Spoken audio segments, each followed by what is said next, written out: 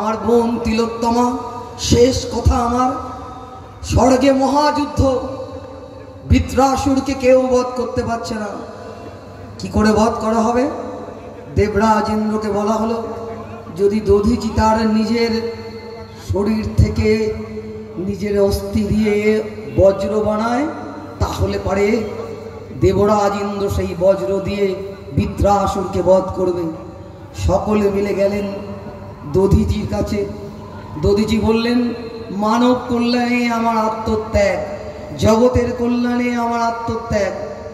দধিচি তার নিজের শরীরের অস্থি দিয়ে দিলেন, আর সেই অস্থি থেকে হলো বজ্র, যে বজ্র দিয়ে অসুরকে বিনাশ করা হলো।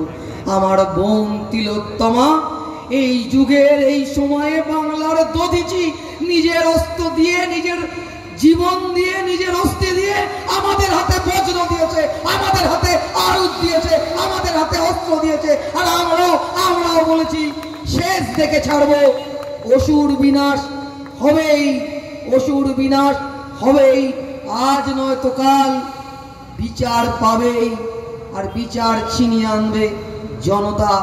তাই আওয়াজ বদলে গেছে, এখন আর উই ওয়ান্ট জাস্টিস না, এখন আওয়াজ হচ্ছে we demand justice, we fight for justice.